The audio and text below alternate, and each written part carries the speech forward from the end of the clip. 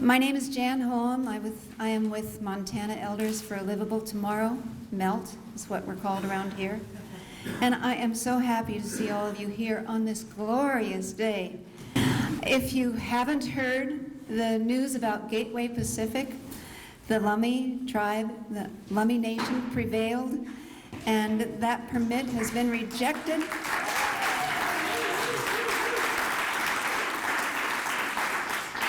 And for some of you in this room, I recognize you from April of 2012, when we first had our first coal export forum here in Missoula.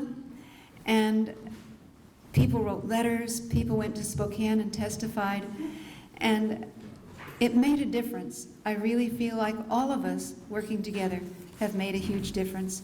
So welcome everyone to this coal export forum and people's hearing. And many thanks to you for coming out this evening. This is a very important night for Missoula, and your presence sends a powerful message. I want to thank the sponsors of this event who got the word out to you and helped with the costs. They are first and foremost Northern Plains Resource Council, and especially Svein Newman and Ella Smith for doing so much to get Les Anderson here from Longview and to handle the details that go into having an event like this. Thank you very much. And then there are many others: the Sierra Club, Reinvest Missoula, Transition Missoula, Climate Solutions in Seattle, Northern Rockies Rising Tide, Montana Conservation Voters, Montana Environmental Center, MEIC, National Wildlife Federation, Faith and Climate Action Montana, 350 Missoula, the Columbia River Keepers, and my husband Harold with MELT, who has put in many, many hours with us. The way these groups work together is a real force multiplier. We make each other stronger. We make each other's voices louder. So thank you for coming. And those of you who are not members of any group, but just came here because you cared, welcome and thank you for being here. As Francois Hollande said in November, we have a single mission: to protect and hand on the planet to the next generation.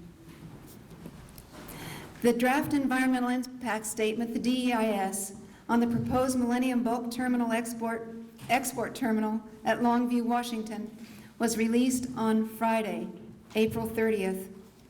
So we are here to learn about the DEIS from some experts and to give comments, oral or written, to be sent to Cowlitz County and to Washington's Department of Ecology. Some of you who sent comments out in 2012, when 6 coal export terminals were proposed for Washington and Oregon, are here to help us with the one still standing proposed terminal. So here's how the evening will go. Les Anderson, our keynote speaker here from Longview, Washington, will be sandwiched in between Beth Kading, who will fill us in with some background, and Dr. Steve Running, who has some good information and good news at the beginning. After Les has spoken, then we'll hear from Tom Power on the economics of all of this, and then Dr. Paul Smith, who will look at health impacts. After they've spoken, it will be your turn. Your comments will go to the Cowlitz County and to Washington Department of Ecology. So in preparing for tonight, I looked up some quotes from famous and some not so famous people, which I'll intersperse throughout the event when there's a pause or an opportunity.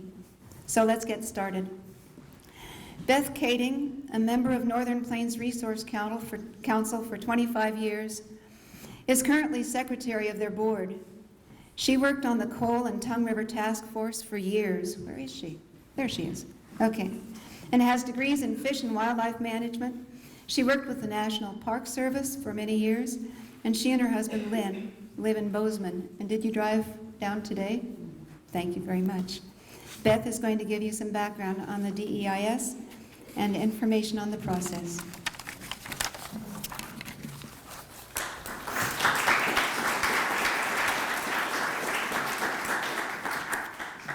Thank you, Jan, and thanks to all of you for coming tonight. We are talking about the proposed coal export terminal at Longview, Washington. Just to give you a little background, Northern Plains is a grassroots conservation and family agriculture group that organizes Montana citizens to protect our water quality and our family farms and ranches. We are dedicated to providing the information and tools and training that are necessary so that citizens can have an effective voice in the decisions that affect their lives. And we want to thank our co-sponsors, who Jan has already mentioned, for helping organize tonight's meeting. To set the stage, most of the coal mining in Montana takes place in what is called the Powder River Basin in southeastern Montana and Wyoming. For years, nearly all of that coal was shipped south and east for use in U.S. power plants. But by 2010, there was a major shift in where the Powder River Basin coal companies were marketing their coal. U.S. coal consumption began declining around 2007, and it continues its downward spiral today. Coal supplies less than 1/3 of the electrical generation in our country today. As the demand for coal within the United States has dropped, the Powder River Basin coal companies looked elsewhere for markets, and they found them in Asia, especially China. Because Powder River Basin coal was cheaper than Chinese coal, China was fueling its amazing economic growth with imported coal. It looked to the coal companies like this gravy train was never going to end. However, what the Powder River Basin coal companies needed desperately in order to capitalize on this opportunity was more U.S. port capacity. For a variety of reasons, plans for 5 of those earlier port expansion, Grays Harbor, the Port of St. Helens, Coos Bay, Boardman at the Port of Morrow, and now today, Gateway Pacific. Yay for all of us. All of those are gone. So the last remaining hope for coal export is the Millennium Bulk Terminals at Longview. That draft EIS was released April 29th. We have only 45 days to get involved and raise our voices. As many of you have heard, Big Coal is going bankrupt. But remember, bankruptcy simply protects overextended coal corporations until they can reorganize and shed their debt. And please keep in mind that while we celebrate what this means for our hopes for moving forward to a cleaner and more sustainable future, these bankruptcies are bad for workers. They are losing their jobs, they are losing their pensions, they are losing their health insurance, while at the same time the CEOs and others are taking home huge pay things. So coal is not dead. The fight to keep it in the ground is not over. It's still being mined and burned today. And while Arch Coal did ask Montana's DEQ to temporarily suspend the permit process for the Otter Creek coal mine, 10 days before they did that, they paid their annual lease payment on those coal tracts to the Department of Natural Resources and Conservation. So that proposed mine is not dead yet. And while the Surface Transportation Board recently dismissed the Tongue River Railroad permit that was applied for, that does not preclude any other company or the Tongue River Railroad Company from again applying for that permit if they think there's a coal mine that's going to be built. And don't forget that Arch Coal owns 38% of the Longview Export Terminal, and it's desperately looking for any way it can to have a win and to start selling coal again. This brings us to this draft EIS that we're asking you to comment on. Now, the environmental review process is essentially the same whether it's a federal NEPA process or a state process like MEPA in Montana or SEPA in Washington, which is what this document is. The state of Washington issued that draft EIS. We have 45 days to comment. That means we have until June 13th, and we've been told there will be no extension to that comment time. You do not have to read this document, although we encourage you to do that. We can tell you that the project analysis ends at the Washington-Idaho border. So the specific impacts that this project would have on Montana are not addressed at all. And what are those impacts? If this terminal is approved, its capacity of 44 million tons of coal per year means that Montana could see 16 more trains each day. There will be many other impacts that are resulting from this, and these are not inconveniences. Increased train traffic will lead to more frequent and longer traffic delays at rail crossings.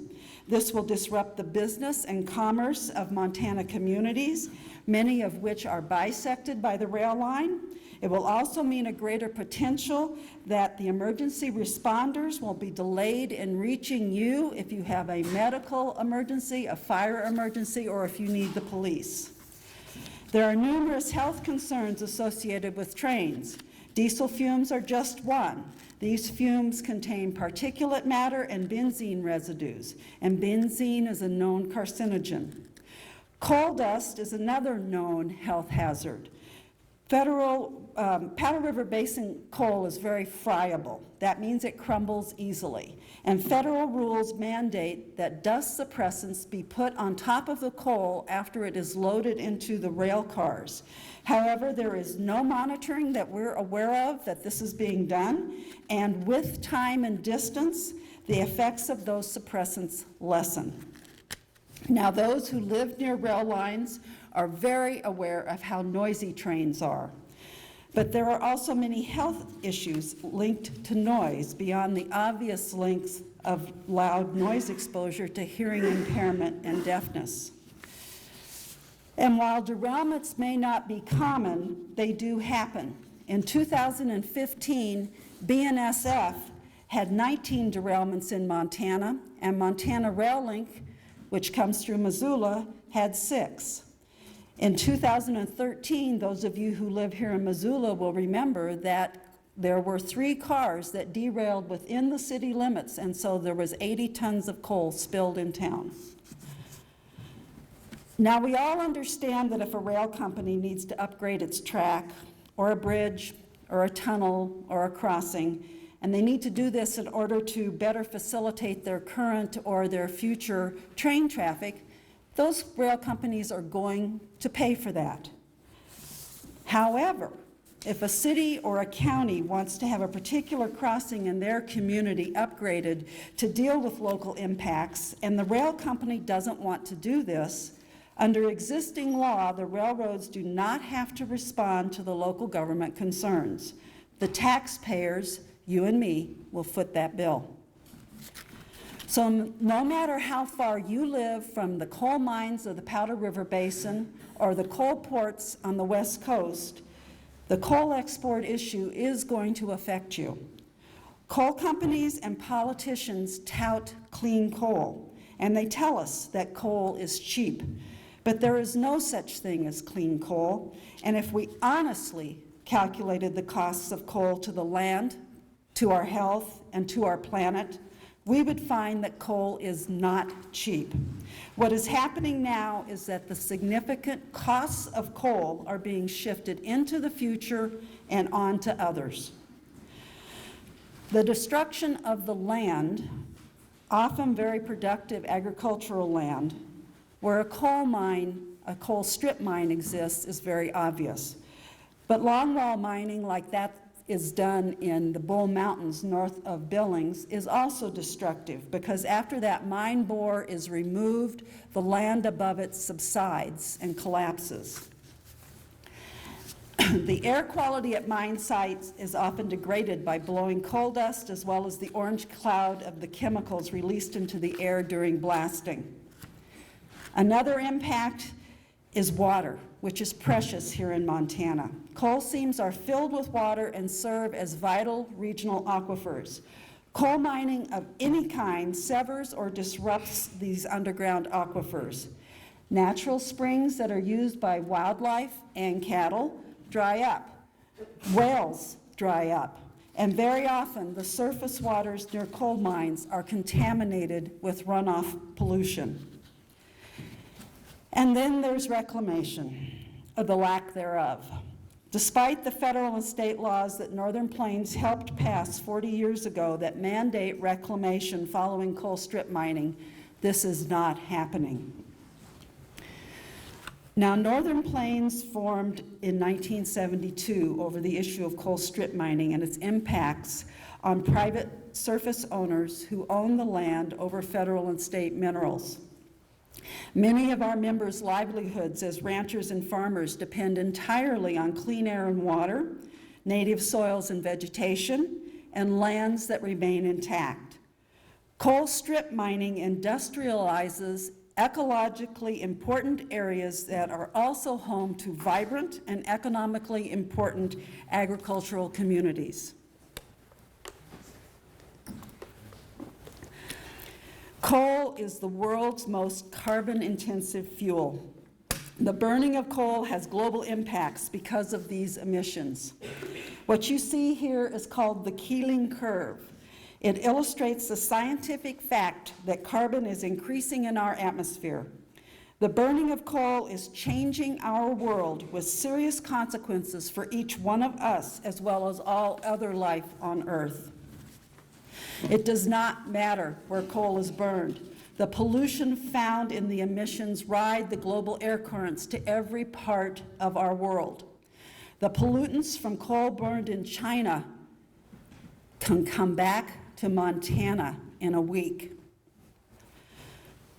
The analysis presented in the Millennium Bulk Terminals Draft EIS does not include the connected and cumulative impacts this project would have on Montana. The draft EIS wants us to believe that those coal trains bringing coal to the Longview port will magically appear at the Washington-Idaho border. But those coal trains originate in the Powder River Basin, and they will pass through our state on their way to the West Coast. If this proposed coal export terminal is approved, it will mean more coal mining with those impacts to the land, air, water, wildlife, and people of those areas. It is truly up to us to shape the future that we want. Tell the state of Washington that Montana matters, and this plan to build a coal export terminal in Longview, Washington has not said one word about the impacts to us here in Montana. Thank you.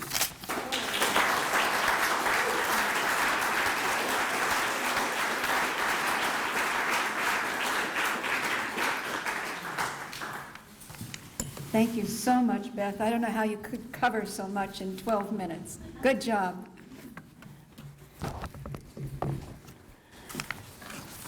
I guess everyone is entitled to their own opinions, but they are not entitled to their own facts. That's Daniel Patrick Moynihan. The next person to speak is Dr. Steve Running. He needs no introduction to a lot of you. He's the Regents Professor of Forest Ecology and Conservation at the University of Montana and is an expert on global monitoring. He served with the IPCC, the International Panel on Climate Change, and in 2007, the IPC, including Dr. Running, were awarded the Nobel Peace Prize for their work. Steve is a scientist who communicates effectively and often with ordinary people, showing up almost every time he's asked. He's here to speak about the progress that's being made in the climate change, coal-burning world, and anything else that comes to mind. Steve? 5 minutes. In 5 minutes.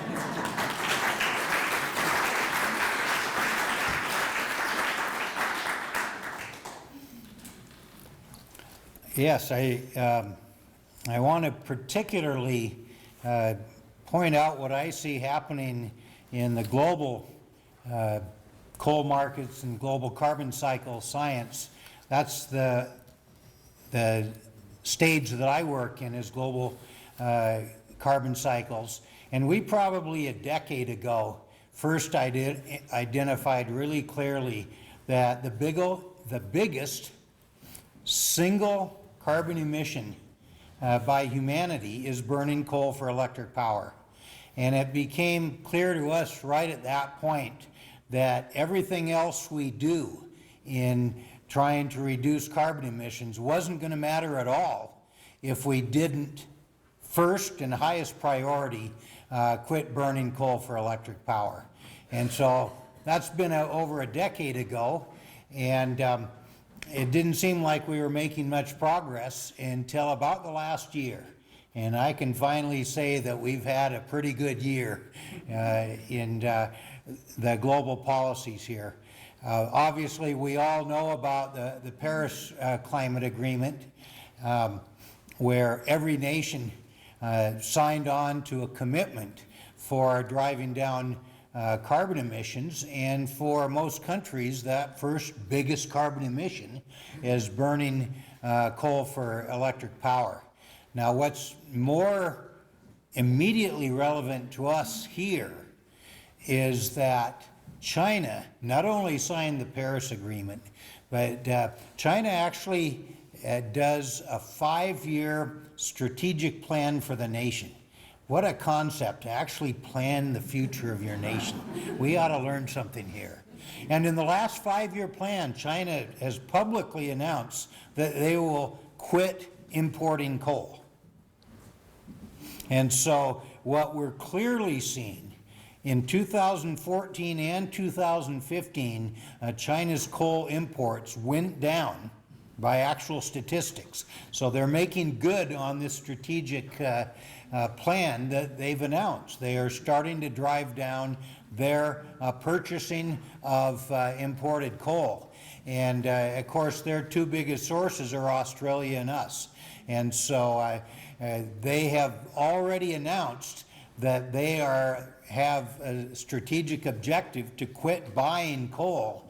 And I can't imagine a worse time for America to be building more coal infrastructure when the biggest customer has already announced publicly that they're going to quit buying it.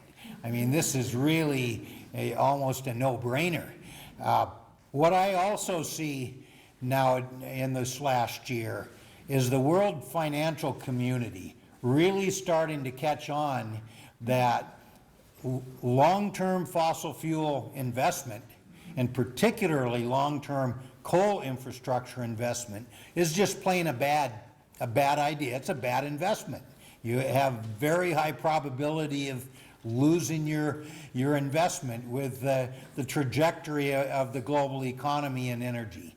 And so when the World Bank and Goldman Sachs, and I read almost every week, another major financial institution announcing that they're getting out of coal investment, what we see here is the local version of that same decision point, and you would think this ought to be an easy decision, that the last thing the Pacific Northwest would want to do is invest in a long-term infrastructure for coal export when the major customers already announced that they're going to be capping their imports.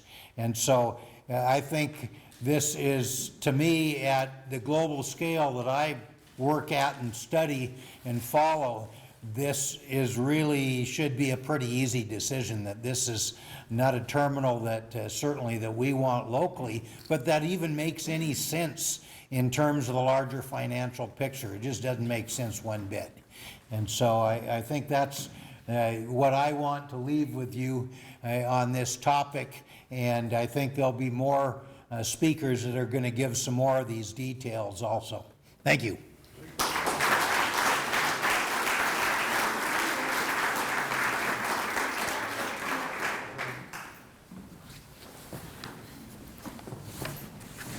Okay, a quote for Steve: "Science is not a democracy, it is a dictatorship.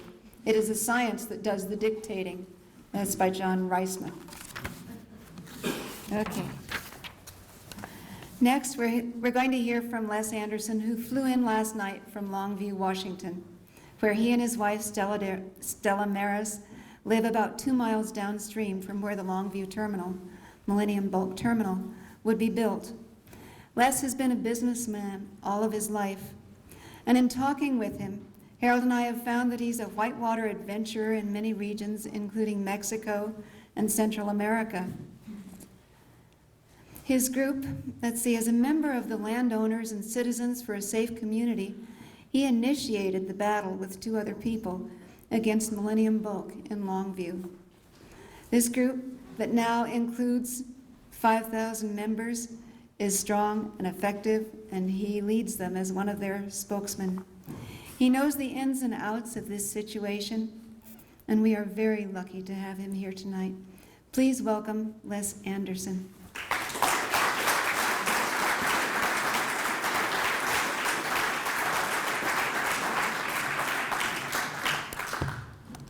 Good evening, everyone. I want to thank you all for coming. These are really some hard acts to follow because your speakers are just wonderful. Slide 2.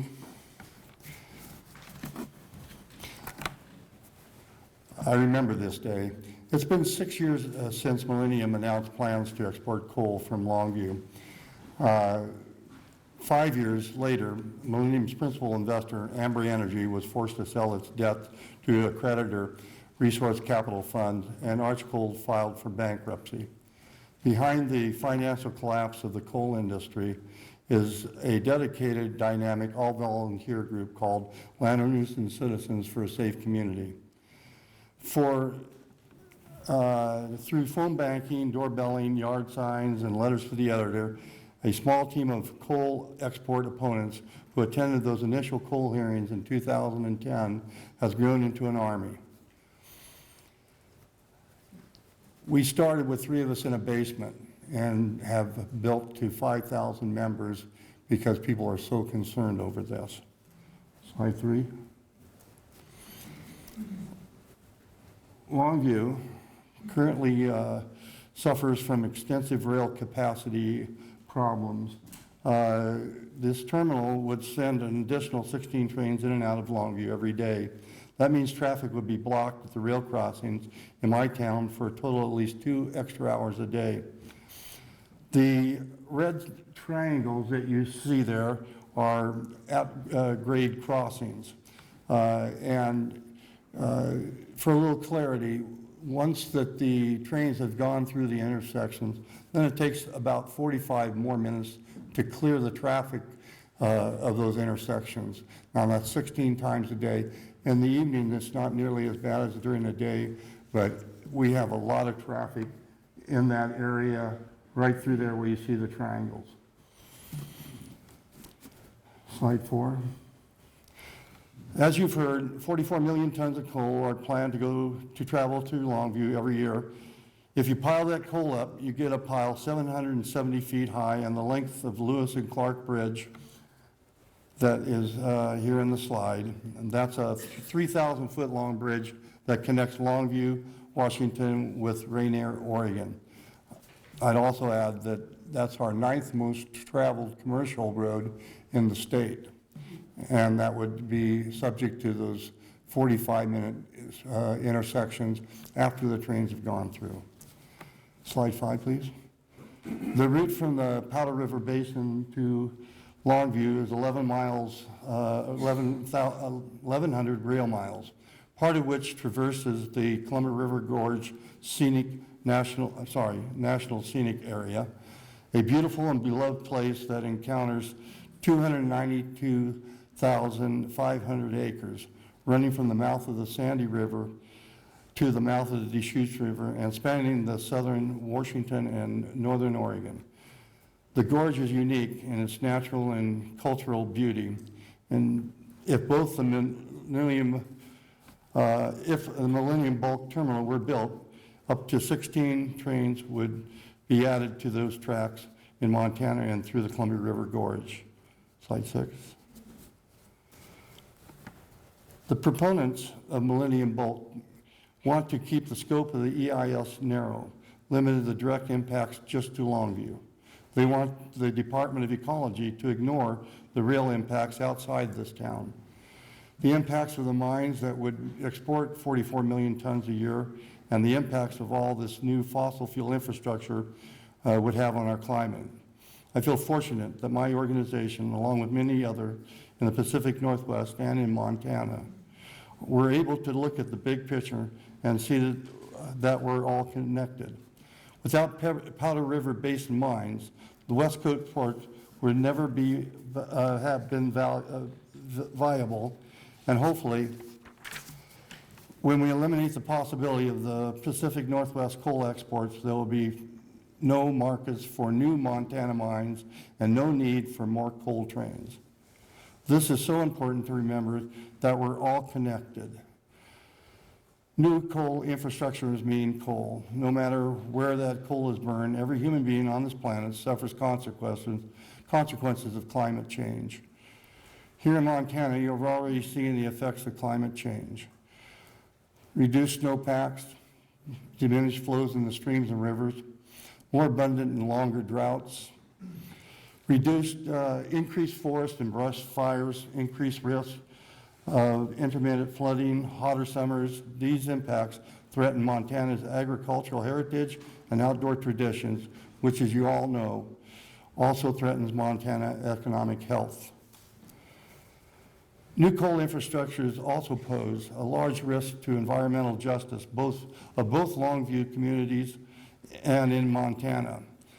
The most affected area in our city is the Highlands. It's a low-income area with little resources to fight powerful corporations. Many Montana towns are economically split by railroad tracks, meaning your income levels can reduce your access to emergency services. Billings, in which the poorest neighborhoods exist on the south side of the tracks, is the most dramatic example of this. Residents of the south side are disproportionately affected by the coal train traffic.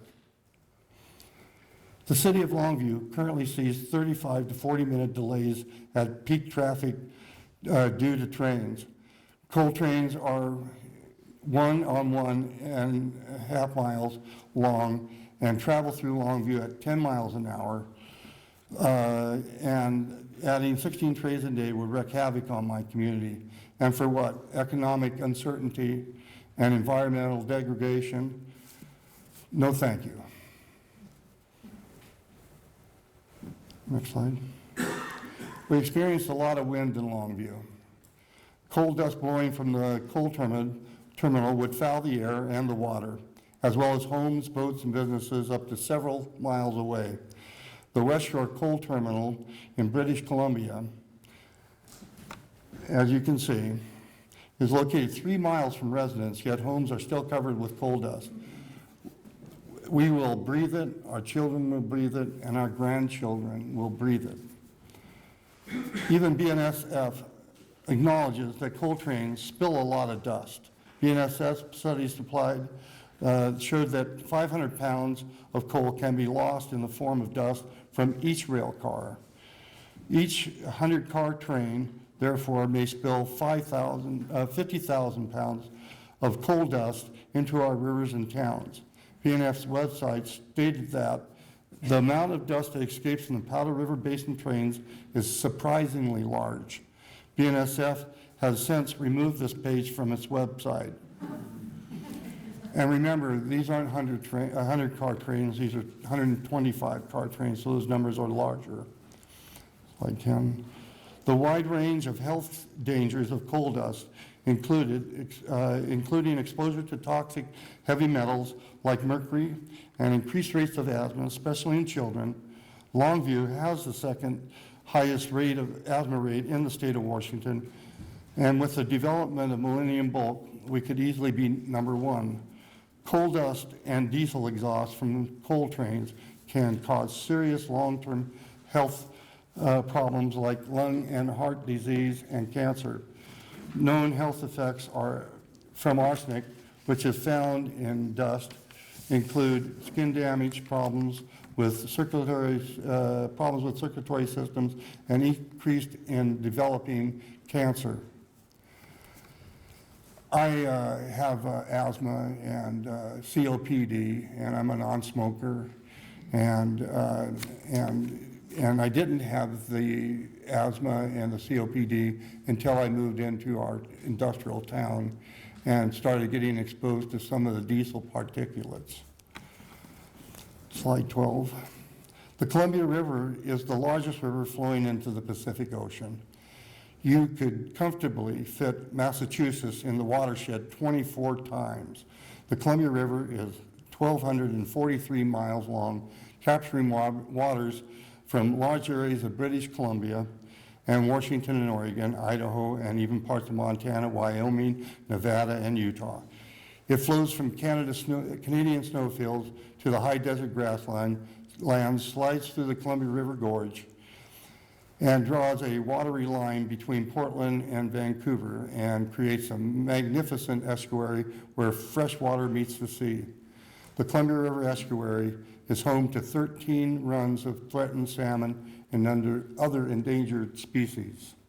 Native Americans live along the banks for over 10,000 years before Lewis and Clark's amazing journey to the Pacific, followed by fur traders, cattlemen, and industrialists, windsurfers who share the big river. The United States and Canada has transformed the Columbia into a workhorse for hydroelectric power, transportation, and irrigation. Abundant water and cheap electricity help settle the West. Now we wish we could be more careful with both. Coal export terminals in other parts of the U.S. are notoriously dirty. Massive coal piles are regularly sprayed with water in attempts to suppress the clouds of dust associated with outdoor coal storage. This leads to large quantities of filthy wastewater that, along with stormwater runoff from acres of coal piles, will eventually discharge into the Columbia River. It's high time we start thinking about the long-term health and incredible river, health of this incredible river in making decisions about energy development. In Longview, Millennium proposes to store 10 millions of coal outdoors year-round and construct 2 new industrial ship berths on the Columbia. This requires dredging in shallow water, salmon and smelt critical habitat. Amber Energy has barged coal down the Columbia River and transferred it to ocean-going vessels at Port Westford near critical and recently restored juvenile salmon habitat. Many of us fear a worst-case scenario of a large spill or a sinking ship. This would have catastrophic consequences for our water quality and river-dwelling species. Slide 13. While Washington invests in clean technologies for jobs, wave, and solar energy, this coal export will reverse these major commitments to reduce the state's contribution to global warming pollution. William Bulk proposal came on the heels of Washington's popular 2007 legislation restricting coal plant development.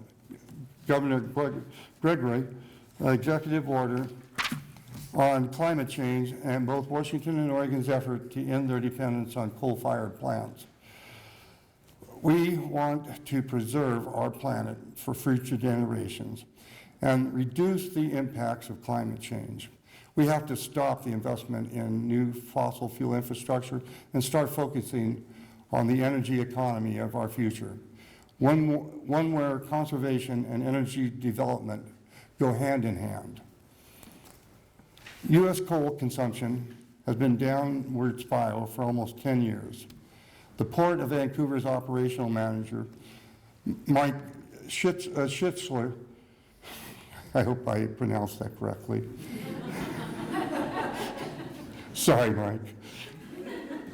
Coal is the most risky bulk mineral market. Consuming markets have no loyalty and will quickly shift to the cheapest markets. Prices and markets can change before a facility is completed. Because of this fickle market, there's a real danger of losing investments, both in the construction capital and the loss of opportunity in a poorly performing asset, i.e., single commodity terminal handling lower than expected volumes. Coal exports require a small workforce and waste hundreds of acres of waterfront property to store raw coal. Millennium displaces 50 workers when it bought the waterfront property. They plan to produce just 20 more jobs. That's not worth the risk. The proposed 460-acre coal export site has a tremendous potential for thousands of jobs in light industry and smart tech growth instead of being mired in a single commodity, dirty export trade. Slide 15. The draft EIS recognizes the significant impacts of the increased coal traffic, train traffic from the MBT would have on rail towns.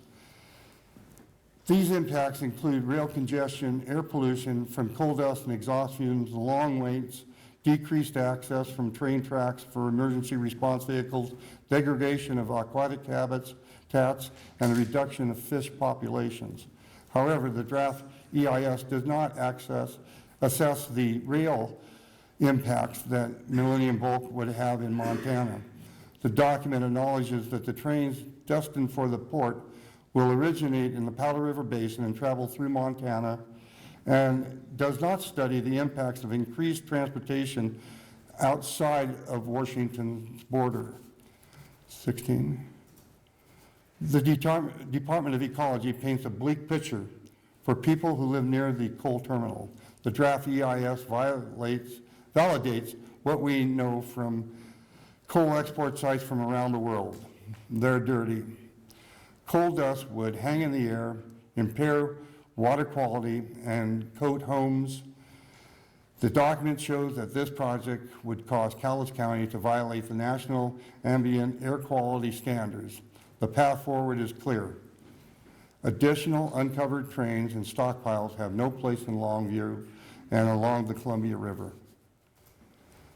The Department of Ecology does acknowledge that moving over 44 million tons in uncovered trains and stockpiling in the Columbia River would harm people's health and the river.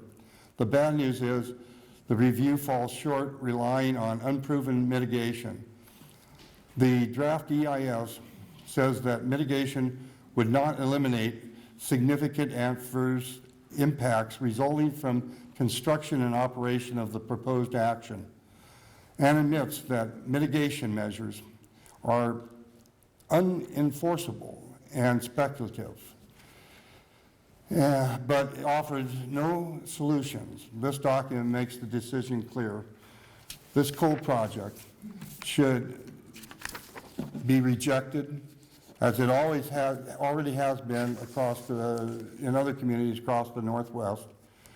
Join the movement to protect our communities and stand up against coal exports.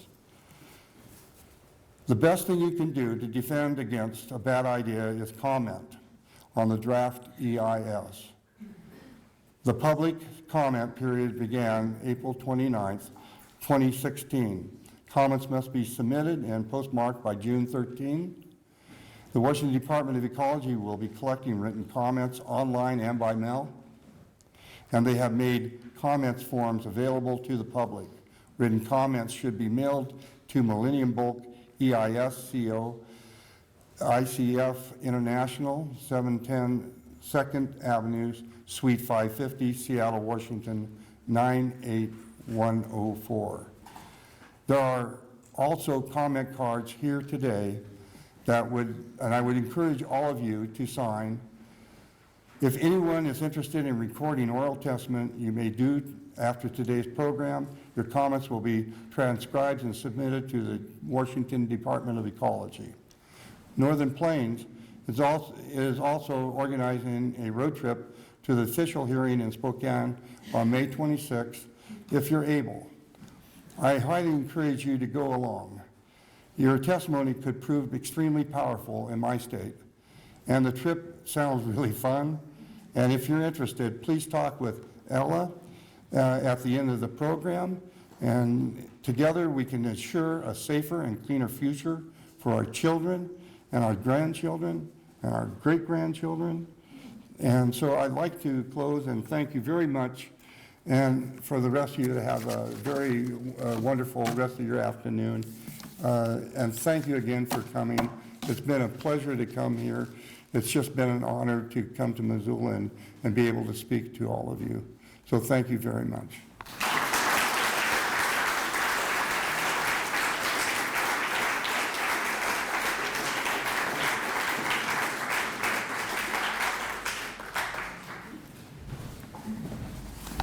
Thank you so much, Les. I thought it was interesting that the mitigation for coal dust is to provide a way for people to complain And I wonder how many people get well by complaining about coal dust. The quote I put for you, because I see you as a very, very courageous man, is, "The earth is singing her revolution. She is calling her brave men and women to her defense." That's by Rivera's son, an activist. So our next speaker is Tom Power, an economist with the Power Consulting Group here in Missoula with his son Donovan. And he received his PhD in economics from Princeton University and was former chair of the University of Montana Economics Department. He spoke at the first Missoula Coal Forum in 2012. Currently, he's doing a study of this very draft EIS for Earth Justice. Please welcome Dr. Tom Power.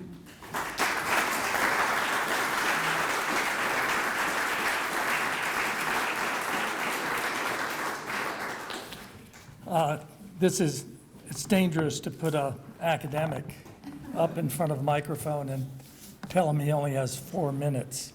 But let me take a running jump at this.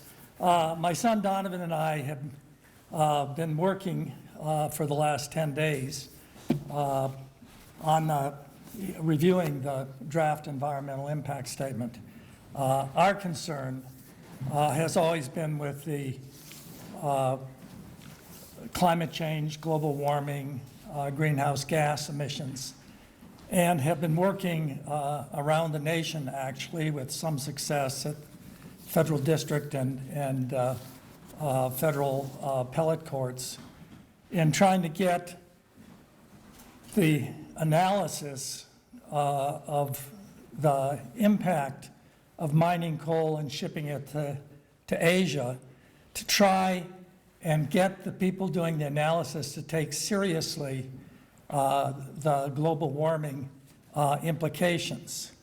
As I'll try to explain to you, the folks, ICF, who you're supposed to send your comments to, who wrote the draft environmental impact statement, clearly doesn't take the greenhouse gas emissions associated with the burning of the coal.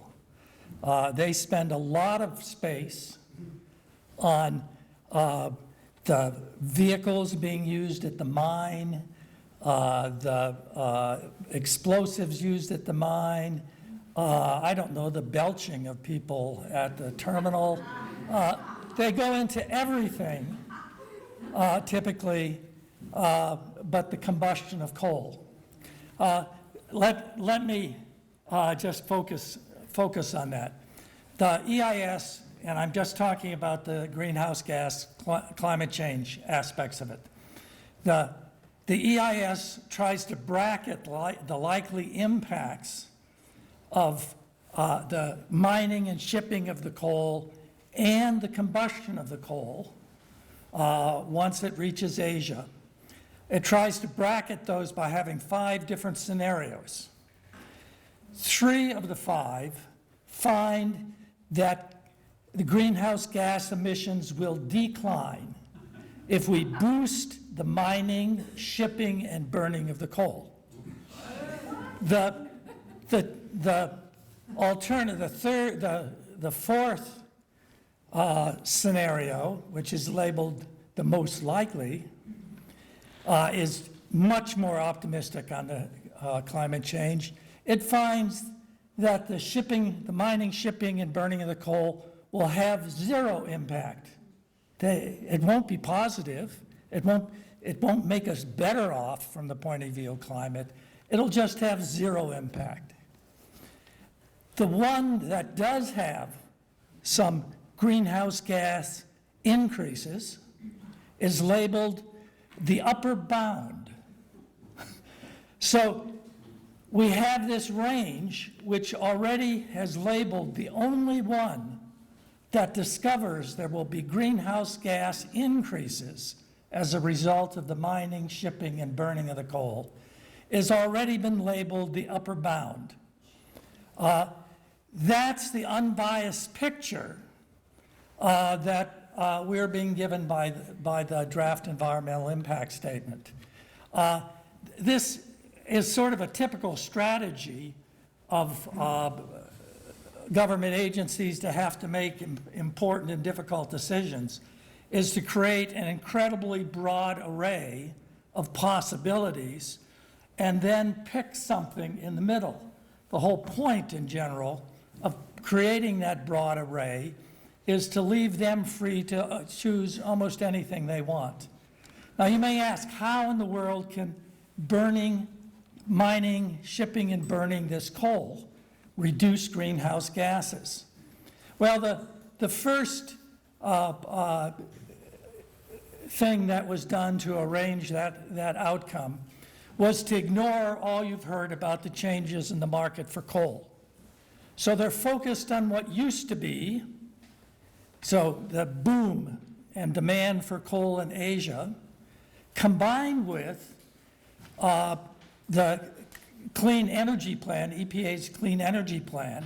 So they assume the boom continues in Asia for our coal, and the boom continues in the United States for Powder River Basin coal. And the government acts to try and constrain greenhouse gas emissions. In ignoring the decline in the market for coal, they can't just ignore it because they're working with an economic model that says nobody wants it. They say we were asked to study a port that exports 44 million metric tons of coal every year. That's what we're supposed to study. So we're going to study it. They forced the model in 4 of the 5 scenarios, force it to take the coal. How can you do that? Well, they priced the coal in Asia at exactly what Asia is now paying for coal.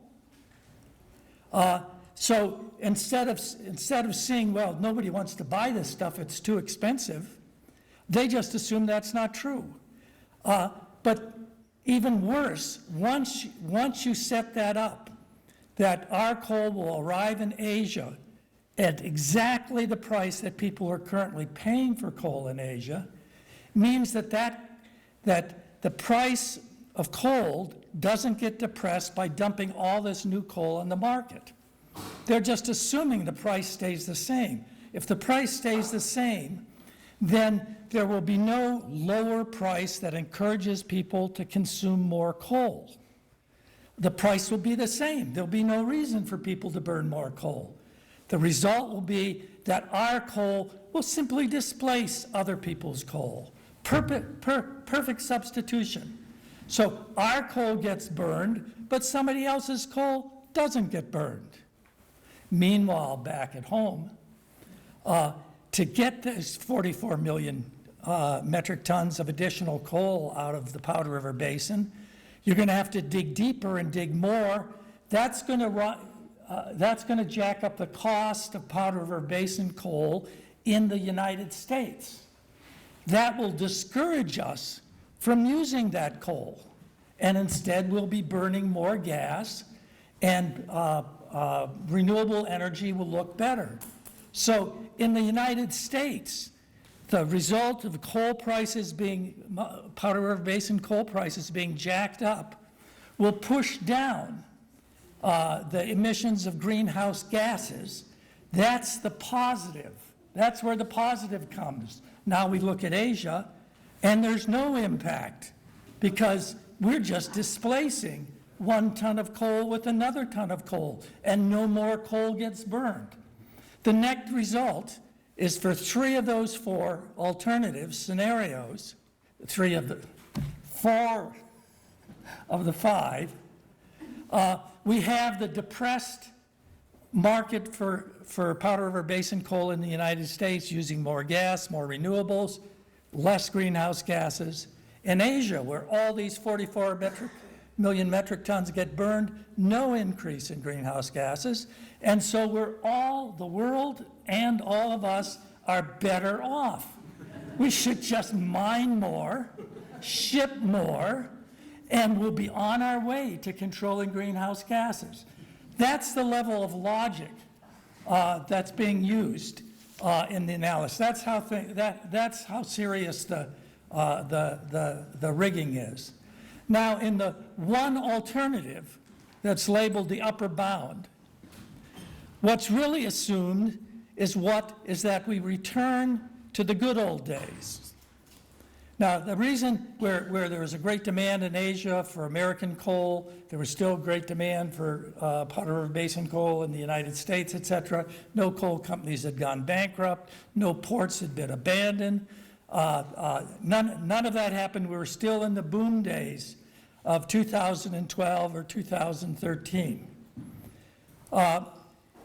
It takes that positive, optimistic assumptions about the demand for our coal to get there to be a market for our coal. All the other alternatives would bankrupt the port right away. Nobody will buy the coal under the other four alternatives. That's why they have to force the coal in their modeling. They have to force it to be taken. So the only alternative, the only scenario they studied where there actually will be a market for the coal is one assuming we go back to the good old days before everybody was going bankrupt in the coal business.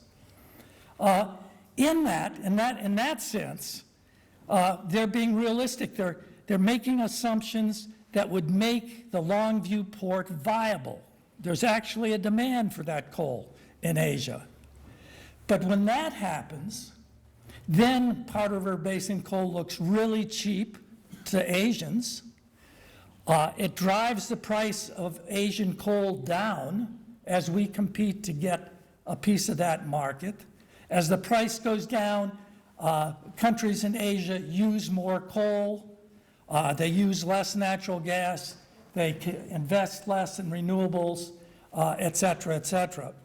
So the only realistic market-oriented scenario that's studied is the fifth one, was labeled an upper bound.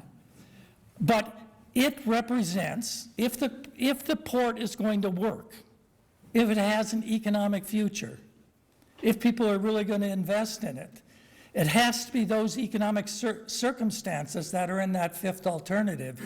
And it has huge greenhouse gas implications. Because of the lower price of coal in Asia, much more coal gets burned. And the estimate in the DEIS is that the equivalent of about 7 average-sized coal-fired plants, that the increase in greenhouse gases will be the equivalent of 7 coal-fired electric generating facilities. So in terms of backsliding, it's the equivalent of having another coal strip 1, 2, 3, and 4, having Boardman back up, having Centralia back up, and think of whatever other beautiful, dirty coal plant you could add to get to the 7. So the one honest, accurate description of what the greenhouse gas implications are going to be indicates very significant emissions that are being written off now by the thing being labeled the outer limit or the upper bound. But that's in fact what we will get if in fact this port is going to be economically viable and is actually going to ship coal. And that's what one has to assume. So any realistic view of that port has to be associated with very significant increases in greenhouse gases. Now, that was only more than 3 times the time I was supposed to take. Thank you.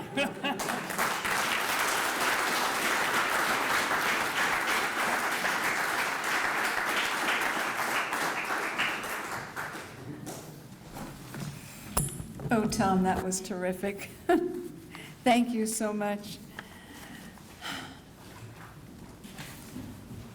Interesting. Okay. So the quote I had after you, but it doesn't quite fit, is that, well, maybe it does. People who intentionally do harm for pay are gangsters. That's by Anna Hayes. Our last scheduled speaker is Dr. Paul Smith with Missoula Community Medical Center, providing pediatric, critical care, and pulmonology services. He's been a doctor for over 30 years with varied experiences and has recently been involved in environmental health issues. He's a member of MELT.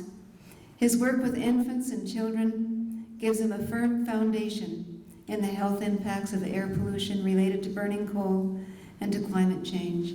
Please welcome Dr. Paul Smith.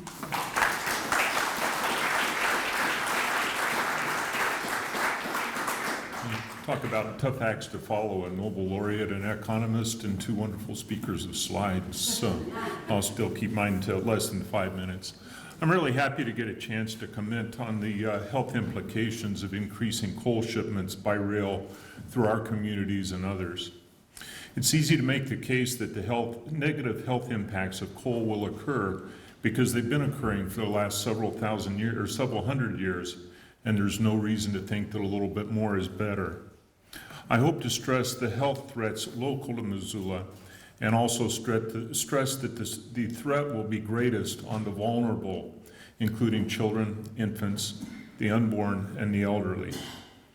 I also have a list of references. I always feel nervous talking and making statements without, so if anybody wants a list of the references that at least give the health implications, please see me. Because I take care of children and infants with lung disease, obviously my main concern at the local level is the increase in air pollution from diesel fumes, coal dust, and worsening climate change. Data is substantial showing that coal trains do increase pollutant concentrations. Diesel emissions are recognized as carcinogens, as was previously noted, and contain toxic substances such as polyaromatic hydrocarbons and particulate matter, or PM. Coal dust also adds to air pollution in the form of particulate matter. Of the 6 criteria air pollutants that the EPA is mandated to regulate, particulate matter is perhaps one of the easiest to track and to correlate with health effects, and so it's generated a vast amount of medical literature. We know that as PM increases, public health worsens. We also know that when we lower particulate matter, population health improves. And that's an important concept and lends significant credibility to particulate matter being culpable and justifies action that lowers air pollution. Particulate matter leads to lung damage in diseases such as asthma and COPD, and children are at the highest risk because their lungs are developing and they have more life years of exposure. This often worsens over decades from accumulating scar tissue along the airways by repeated injury. We have no cure for asthma. So for today's many asthmatic children, they may end up being tomorrow's asthmatic cripples. Inhaled particulate matter also leads to diseases distant from the lungs, such as heart disease, stroke, and cancer, and even adverse effects on pregnancies and fetal tissue. Infants born to women exposed to high concentrations of particulate matter are born smaller with impaired lung function. These more systemic effects outside of the lung happen in part because fine particulate matter can also cross the pulmonary system directly into the circulation and there release whatever poisons they contain. Missoula already struggles with air quality in large part because of our valley inversions that trap pollutants. Despite strong efforts to decrease particulate matter, we often here in Missoula are close to the prescribed threshold by the EPA for particulate matter. There is no safe lower threshold, and the more time one spends at higher exposure of particulate matter, the greater the effects. And again, this is of special concern to children. Another health concern due to coal dust is the increased chance of train derailments. You might recall an article in the Missoulian last year quoting the Department of Transportation estimating that there would be over 10 derailments per year in the U.S. of trains carrying nothing but ethanol and oil cargo alone. Missoula has a rail yard in a populated area. It's scary to realize that with only 2 hospitals in our town, we would struggle to handle the type of derailment disaster that hit Quebec, killing 47 and devastating a small town. And then finally, the effects of coal combustion on climate change are already significant here in Montana.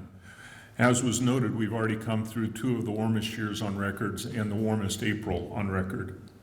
Our snowpack is already lower than normal this year, and it's disappearing. Our farmers and ranchers are threatened. Increased forest fires and hot weather will again threaten our health and our children's health.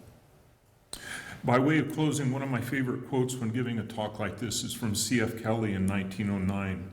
He was then secretary of the Anaconda Copper Mining Company, and he stated, "We have the perfect right to carry on a legitimate business, and if incidentally we should pollute the atmosphere, nobody has the right to complain until specific damage gives him a cause of action." This statement really describes the position that we're in as a public.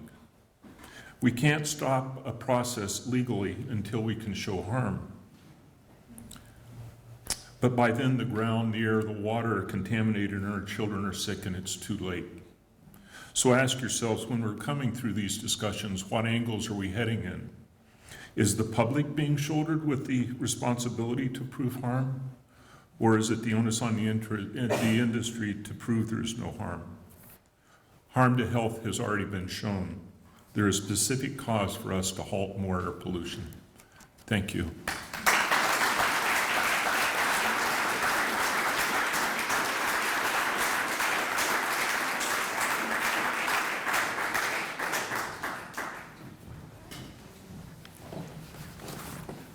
Thank you, Paul.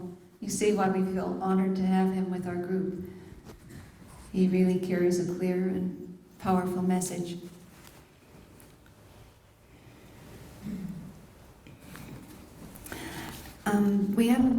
I was going to go on and talk a little bit about how we'll start the testifying, but Bob Gentry is here to speak for MEIC, and I'd like him to come up now, if you'd like to, Bob.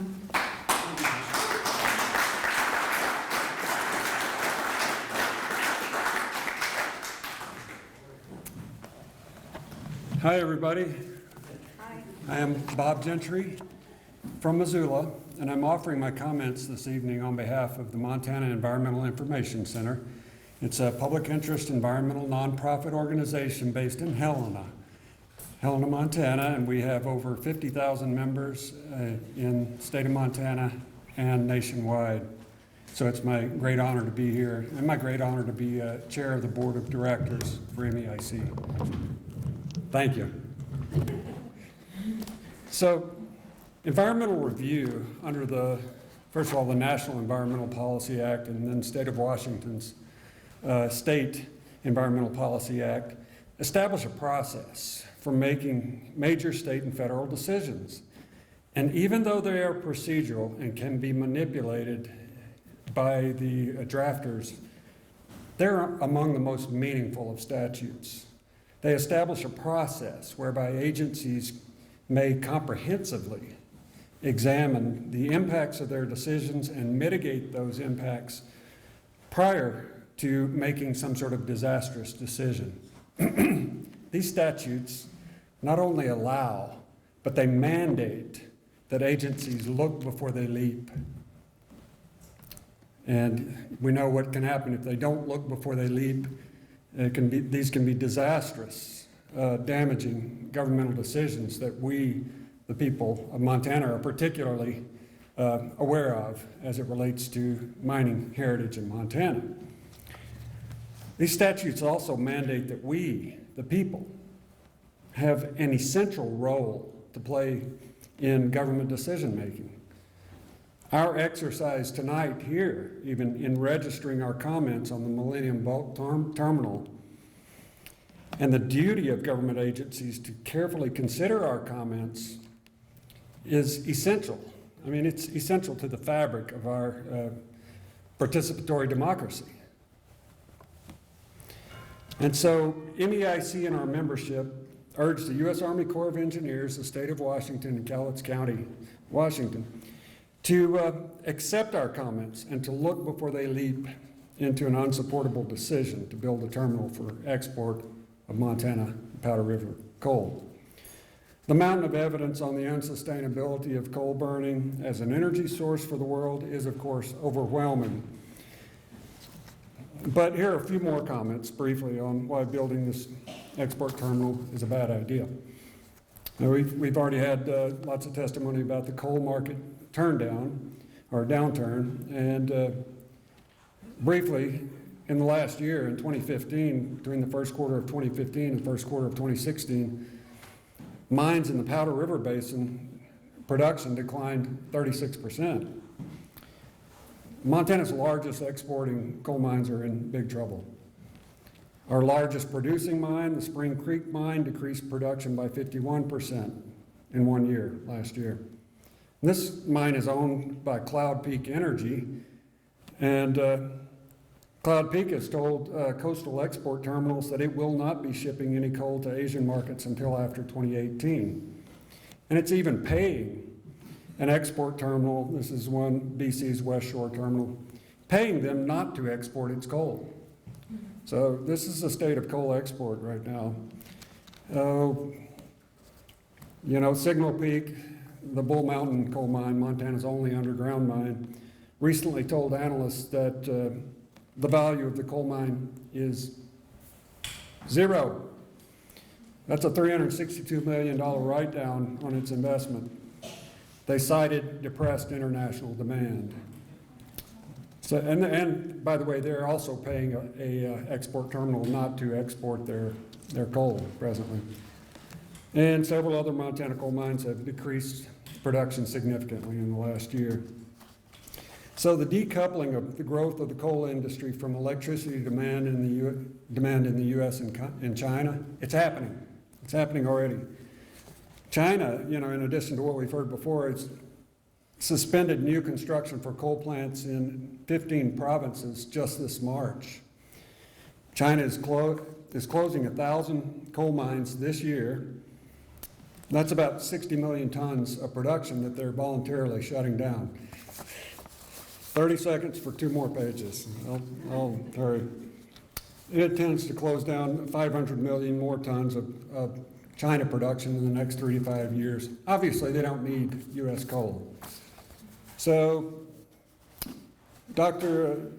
Power can talk about this, and so I'm not going to say it, but climate change is expensive, and Dr. Power has done significant studies about just how expensive it is to Montana's outdoor economy and agriculture economy. And there is a clean energy revolution happening in the United States right now. And it's being led by wind energy, with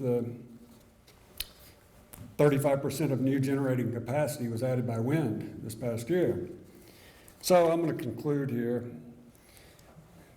by getting back to where I started with what this environmental review process is all about and what our input is. So being fully advised of the significant impacts, the environmental, economic, social, health impacts that would flow from the export of U.S. coal from this terminal, and the clear evidence of the paucity of benefits and even the absence of a market or a need for this export terminal, it would clearly be arbitrary, capricious, and in violation of the law for the U.S. Army Corps of Engineers, for the state of Washington, or for Cowlitz County to approve the permits that facilitate the construction of this terminal. Regardless of how inadequate, how segmented, and how industry-driven this draft EIS is, or may be at this moment, these agencies' legal and public trust responsibility is crystal clear. They need to reject this proposal. On the clear grounds, there are significant environmental impacts that cannot be mitigated associated with this project. And given the state of coal as a power source, the benefits of this project, even as discussed through this document, don't even move the scale fractionally toward making it a project that should be approved. This project should be rejected by the agencies involved in the permits to facilitate it. Thank you very much.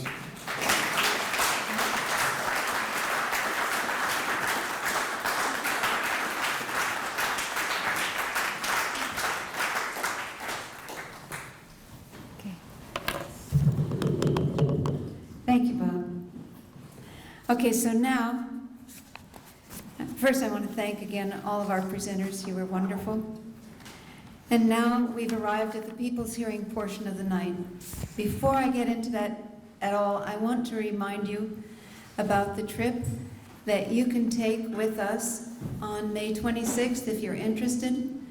The trip to Spokane, where we would have an actual public hearing in Washington State before the people who will make this decision. If any of you are interested, Svein or Emma, okay, they've got a form that you can sign up on, and we'll pass that around. If you decide you want to go and you don't actually have a way, we can probably find a way for you. I think there may be a van going over. Yes, that's correct. So if you're interested, please sign up. We'd love to have you there. It's fun and it's exciting to be part of a group of hundreds of people who think the way we do, who want to see something good happen in Longview, and that would not be Millennium Bulk Terminal. Here's another quote. Change will not come if we wait for some other person or some other time. We are the ones we've been waiting for. We are the change that we seek. That's President Obama. So, now is your chance to speak, and I'm guessing that there are probably people in this room who've never spoken before a group of this kind. And this is a friendly crowd. This is your chance. I really hope you just take a look at that list of talking points. Find something that is of importance to you. If you live near a railroad, if you don't like waiting for trains at a crossing, if you're concerned about health impacts, any of those things, just take a quick look through the talking points there and then see how any one of those relates to you. Come up here and speak for a couple of minutes and tell us how you feel about these things. A few pointers. This microphone, if you're right in front of it, that's good. If you're talking off to the side, nobody can hear you very well. So keep it directly in front of you. Move it, no, don't move it. Move it up or down if you're tall or short, but speak directly into the mic. We're going to practice this as though we were in Spokane, and in Spokane you have a 2-minute limit, and Laura Morris, sitting up here in the front, is your timer.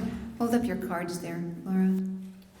Okay, one of them says 30 seconds, and 30 seconds later it will say, time's up. So, and if you need to run over a few seconds, in this group it won't matter, but in Spokane it will. And afterwards in Spokane, you don't applaud, you hold up a card, and I forget what the cards show, but one is, yeah, we like that, and the other one is, So, but I encourage you to applaud for people who speak, especially, well, it just feels good. Okay, anything else? Okay, so what I'd like you to do is people who want to speak, come up and sit in these 3 chairs. I'll move that jacket. Oh, there it goes. Just come up and sit in 3 chairs. Take those, and as soon as one of the chairs is empty, the next person comes up. You'll just move forward so that you can speak. And when the person who's up here finishes, and you're the next one in a chair, just come on up, and you don't need me to introduce you. Say your name first, and do we want them to spell their names if they're... Oh, you've got it all there. Okay. Say your name, and then you can begin, and Laura will begin timing you. All right, John. This is our first speaker.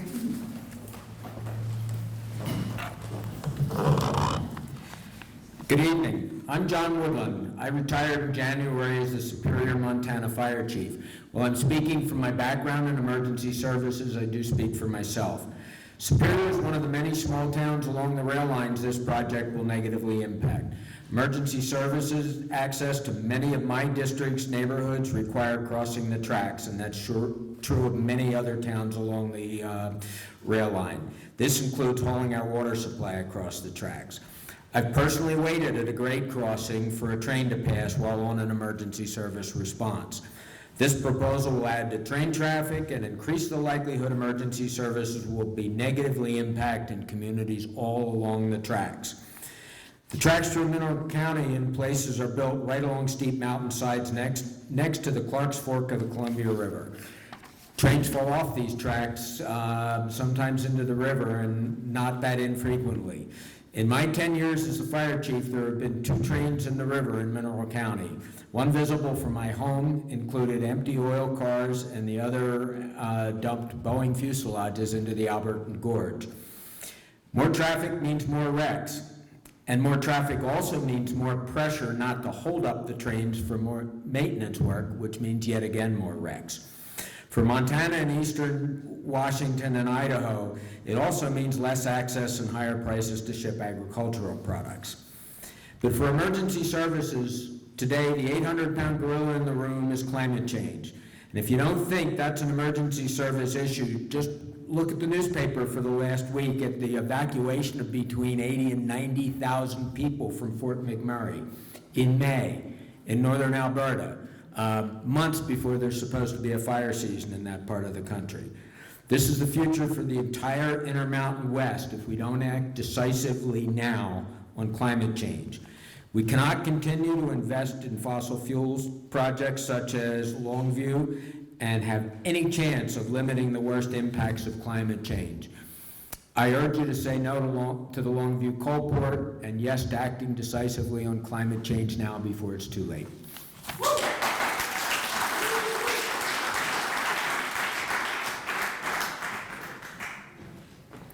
I forgot to say something, and that is that you can recommend that they take no action, meaning that they not build this terminal. Take no action is the language that they use in the EIS document.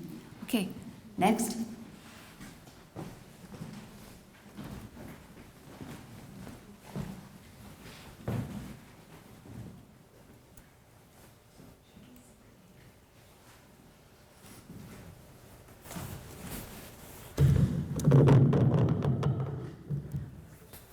My name is Michael Daniel Bowles. I'm a student at the University of Montana. I'm running for House District 98, the Montana State District. And I think preventing any new coal mining is the best choice. And I'm also interested in bringing ideas of increasing government control over a natural resource industry, including the coal industry. And I believe government-run operations of coal industry would allow us to shut down that industry more responsibly and make any future natural resource extraction or use projects really more beneficial to the Montana people. And that's the main discussion points I wanted to bring to you today.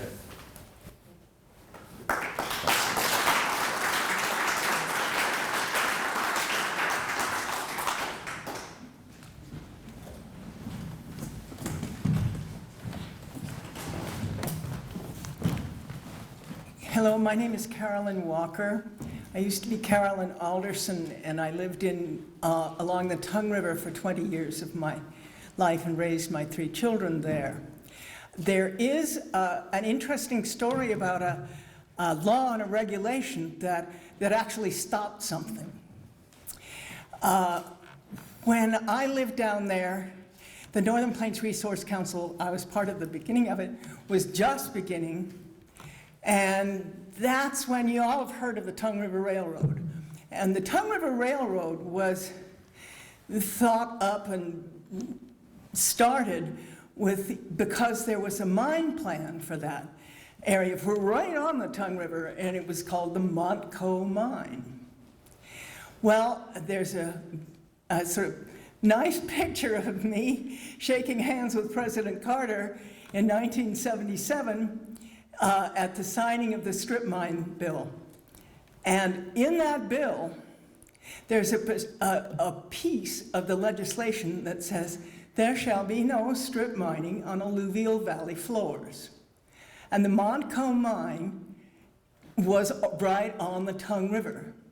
It caused some difficulty in the community, but I just want you to know that there are ways to use legislation and rules to stop bad things from happening. So my recommendation is that we recommend no action on the Longview Port.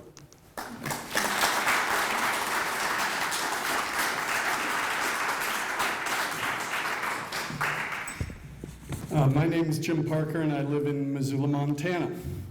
As a Montanan along the rail corridor between the Powder River Basin mines and the proposed terminal, I oppose the Millennium Bulk Terminal's Longview facility, MBTL, because of the associated increase in coal train traffic through my community. The increased coal train traffic will bring with it increased air pollution and health risks from increased coal dust and diesel exhaust and increased noise pollution. In addition, the increase in coal traffic through my community will reduce access across the tracks and cause traffic delays for citizens, commuters, for emergency response vehicles when there's a medical emergency or a fire or a need for police. The additional train traffic will also provide a greater potential for vehicle collisions with trains and for pedestrian accidents. As a Missoulian and Montanan, I'm asking the EIS fully analyze and consider the impacts that this port and the increased coal train traffic would cause here in Missoula and across Montana, especially as they relate to the above-cited impacts. The proposed project's impacts are real and significant to Montanans and are connected and cumulative result of what happens if this project is approved. The EIS prepared by the Corps and the Washington Department of Ecology in Cowlitz County must include all the connected and cumulative impacts in Montana that will result if the MBTL facility is approved and constructed. These include the significant connected and cumulative impacts of the project all the way back through Montana to the Powder River Basin coal mines in Montana and Wyoming. The increased rail traffic in Montana must be addressed, analyzed, and its consequences fully considered in the EIS. More trains in Montana will mean an increase in the amount of airborne pollutants from diesel engines as well as from coal dust. Medical studies have shown a clear link between both diesel air pollutants and coal dust and disease. While those with chronic disease, the elderly, young children, and pregnant women are most at risk, the health effects from particulate matter exposure may occur years later, so even healthy individuals need to be concerned. These issues must be addressed, analyzed, and their consequences fully considered in the EIS. The MBTL facility will directly lead to an increase in the burning of coal, and the link between increased coal burning and associated public health problems cannot be ignored and should be included, analyzed, and the consequences fully considered in the EIS. Finally, because the sole purpose of the MBTL facility is to facilitate the shipment of coal being transported from the PRB to its final destination in Asia, where it will be burned for energy, I also believe that the EIS must fully consider the long-term indirect effects of this action will have on the global climate. In conclusion, I strongly oppose the proposed Millennial Bulk Terminal's Longview facility. The connected and cumulative impacts to Missoula and all of Montana from the proposed facility are real and significant. The EIS prepared by the co-lead agencies for this project must address, analyze, and consider all the connected and cumulative impacts this proposal will have on Montana. Please reject this proposal and take no action. Thank you.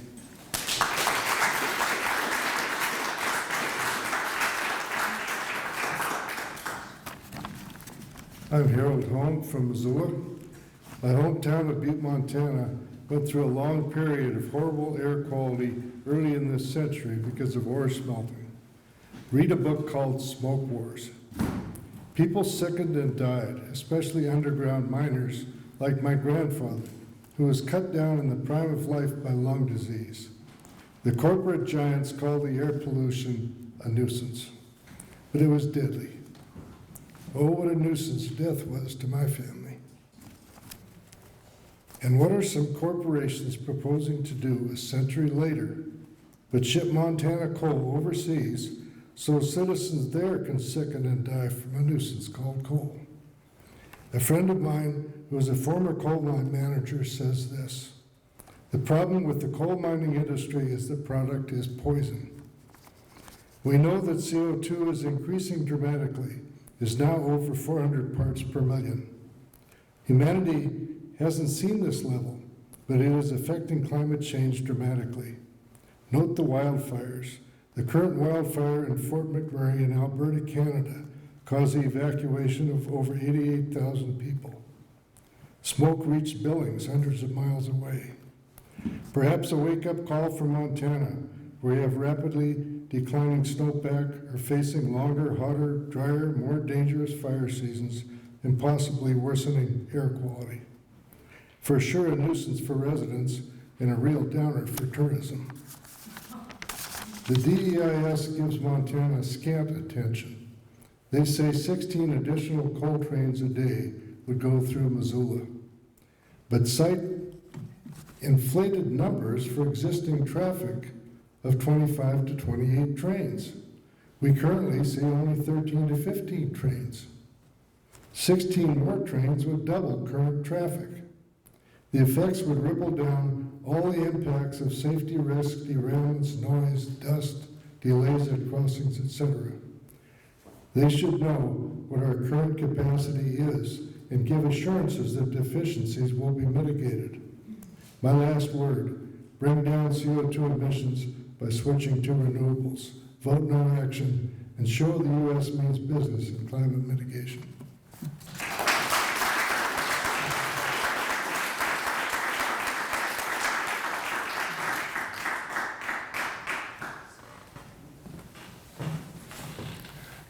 I'd first like to thank Northern Plains and Holmes in particular and Les Anderson for coming all the way from Longview to speak here, and the speakers. It's been a very nice occasion, and thanks for this opportunity to comment. I'm Gary Matson. I live in West Riverside, which is a suburb of Milltown, and I really seriously, the most serious effects of this port clearly have to do with health and climate change. And so for those reasons, and I am just baffled that so many people either ignore the science or deny the science or simply don't know about the science. I cannot understand why we have so many people that are not supportive of recognizing climate change as caused by man. Some of the effects on our daily lives, though, I can see in my community. Milltown has one single entrance to it across on the south side of Highway 200. There's one railroad crossing. If that railroad crossing is blocked, no emergency services can occur, and our fire chief friend from Superior will recognize that concern. So Missoula County has at least 10 of those kinds of crossings where in order for a response to occur, would have to be either delayed or take a long time consuming route around. So that has a significant impact, and an addition of 16 trains would really be a big impact on emergency services. So for multiple reasons, including that one, I would strongly recommend the no action alternative. Thanks.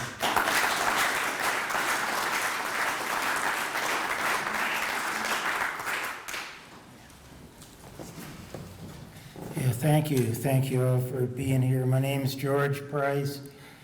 I was asked to represent an organization I belong to, Indian People's Action. And Michael Lindhook, the director of Indian People's Action, asked me to be here as the environmental issues coordinator. Those of you who might not have heard, we're part of the organization of activists that stop those megaloads from coming through Missoula, among other things. And I would like to put our input collectively in here just on the basis of what coal is doing to our climate and to life on Earth. I think that should be enough reason to keep it in the ground, not transport it anywhere. And anybody who's paying attention and looking at how fast this is escalating climate change to unpredictable rapid levels with all the other elements that are being released, the methane and the rapid melt of the Arctic, you know, rising sea levels, we can go down the whole list. And if anybody was honest about that, you would say, yes, let's stop all of this.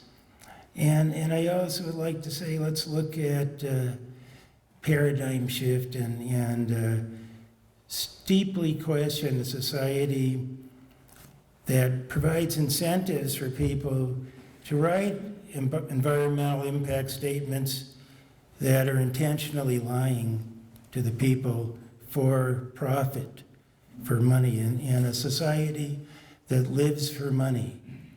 You know, as a historian, well, 30 seconds, I see you because I'm not reading a speech. Okay, so I'm not going to go into my whole historian's diatribe there, but I often wonder, what if the people who came from across the ocean and met my people, the Wampanoag Nation in Massachusetts, had come to learn instead of to control and exploit? So can we start on the right foot now? And I recommend the no action on behalf of Indian Peoples Action of Montana.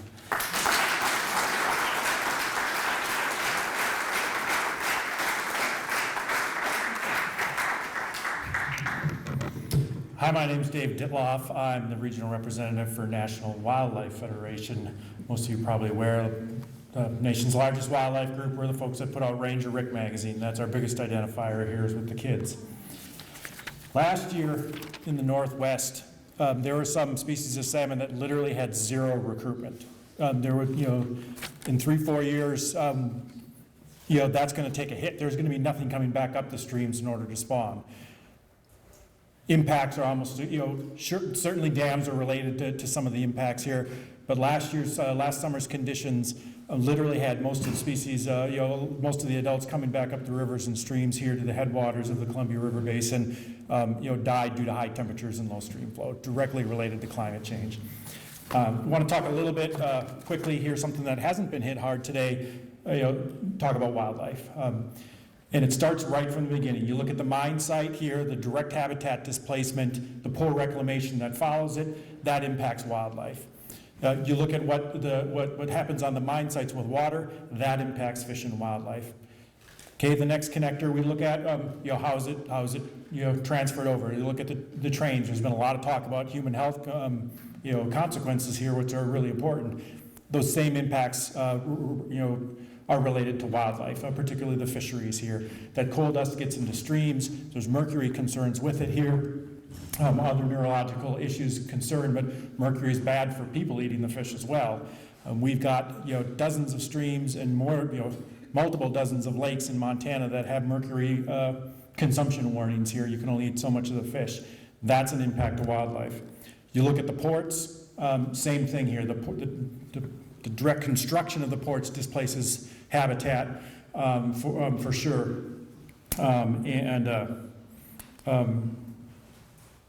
You know, that has, you know, real consequences to the fisheries. You know, salmon come in and out of the ocean as well here. And then lastly, climate change. I talked about salmon. Name a critter. You know, even the, you know, ubiquitous critters. You know, white-tailed deer. You know, elk. People that, you know, that are generalists. That think are, you know, those of wildlife are generalists. There's impacts here, and the more and more research that's done, it's really going to impact Montana's, you know, outdoor heritage, its culture, what we like to do here, whether it's sightseeing, hunting, fishing, what have you here. Fishing is a multi-billion-dollar industry in Montana and the Pacific Northwest. You know, there's economic reasons, you know, associated with wildlife as well here. Appreciate it. No action alternative makes sense for wildlife.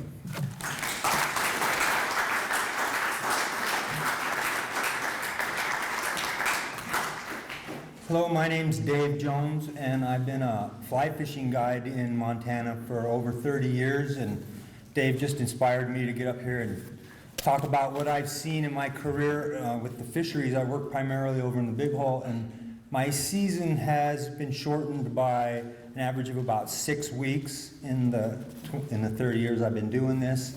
We don't have clients in August anymore at all because the low flows. Half the time our river is shut down because we have to worry about grayling over there. Anybody that watches the forest turn brown and the spruce moss and the beetle kill, and it's just obvious that Montana is being really affected. We mentioned the economic impacts, but really we're talking genocidal, ecocidal impacts with climate change, and we got to think in those terms, really. This is an emergency. I recommend no action on the terminal. Thank you.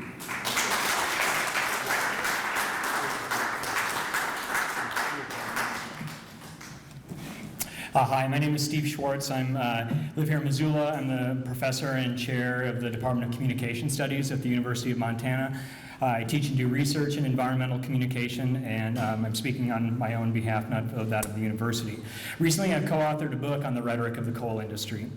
And no matter what the coal industry says about the free market, their goal is to get government on their side to make the market work for them. Whether it's supporting carbon capture and sequestration, whether it's blocking the Clean Power Plan, or supporting coal export infrastructure like the MBT. That is the goal. And so it's past time for us to use our voice to remind government agencies whose side they need to be on and whose interests they need to represent. The connected and cumulative impacts we've heard about tonight on public health and safety, on air, land, and water, on wildlife, and on climate change are common impacts. They're shared by the residents of the Pacific Northwest, shared in common by the people who live in Washington and Idaho and here in Montana, and we all deserve a voice in this decision. For that reason, I want to thank all the organizations that made this opportunity possible for so many of us to express our voices. And so to protect the commons, I urge the Department of Ecology to take no action. Thank you.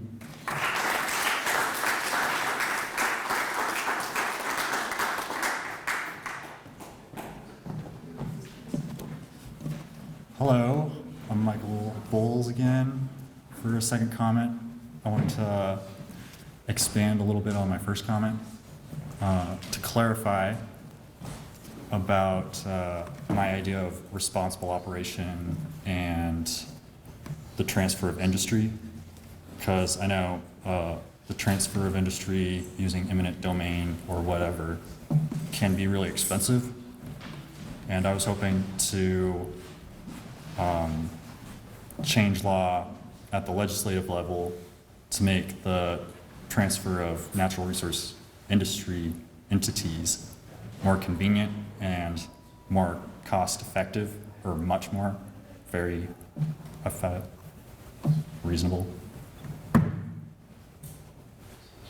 cheap, and not allowing for any real gain from the industry owners who are private owners of the private industry. I want to focus on alternative energy purchasing, perhaps from other states, if our own state fails to generate reliable enough or enough energy without the use of coal strip.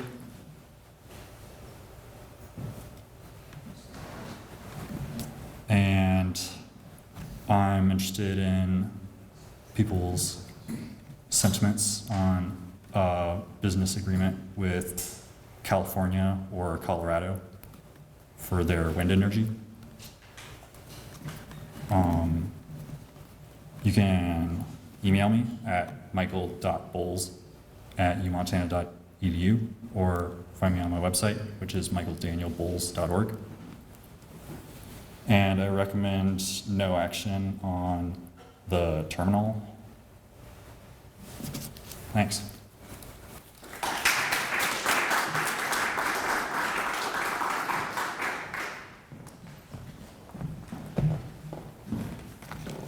My name is Jim Roach. I've been a Missoula resident for 45 years.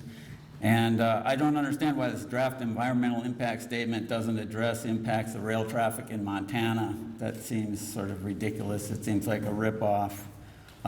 So on behalf of my family, my friends, and a lot of people that I know, our neighbors, I just want to say we don't want any more coal dust. We don't want any more diesel fumes. We don't want any more threat of derailment. We don't want traffic complications from increased rail traffic. We don't want the noise. And most of all, we don't want the climate impacts. We don't want the endless smoky summers. We don't want the low stream flows and the sick fish. We don't want the reduced fishing opportunities. We don't want increased beetle kill. We don't want disappearing biodiversity. We don't want damage to agriculture. We don't want the drought. We don't want climate refugees. We don't want shut down skiing areas. We don't want this action. No action. Thank you.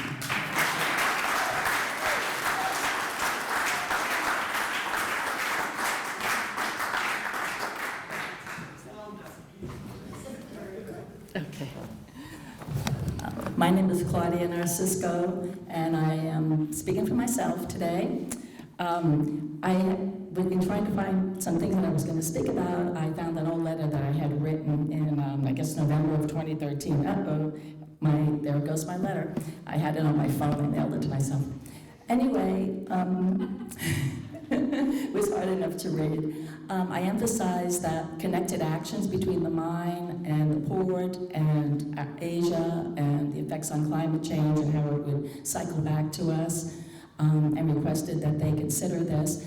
I cited a section of the National Environmental Policy Act, I believe it was section F2 or 2F, that specifically directed agencies to consider international ramifications of actions, which is not something that we normally associate with, but it said that it was our responsibility to do that and asked that they consider that. Obviously, those things were not necessarily done, as far as I could tell, to this point. And then I also spoke about the resolution that the city of Missoula had in 2012 in the cities of Bozeman, Helena, Livingston, that they put out forth resolutions requesting that the Army Corps of Engineers consider all of these cities and the connective actions in their environmental impact statement. And obviously this has not happened. But there is even new things. There's been listings of a stonefly in Glacier National Park because of climate change. There has been a potential listing of the wolverine as a snow-dependent species. And now we have something called the Columbia River Treaty, which is now, it's a long-term process, but it's going to be terminated or fulfilled by 2024. And it is establishing ecosystem values amongst the considerations for the international treaty, in addition to things like power, flood control, and irrigation. So people are making a big investment in that, and we're hoping to get the salmon above the Grand Coulee Dam. So hope that's considered.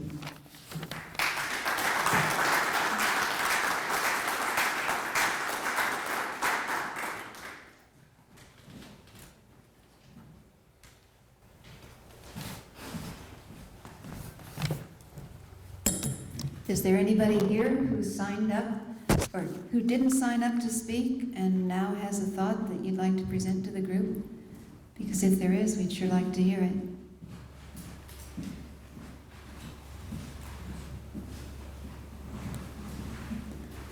Okay. Well, I want to thank everybody who has spoken tonight. If you haven't already picked up a comment sheet and written a comment, please take the time to do that. They're over on this table. And you could submit your comment that way. It's an easy way to do it. And a lot of good things have happened today. The information about Cherry Point, having Les here to speak with us, and Paul and the others who've already left. And I thank all of you for being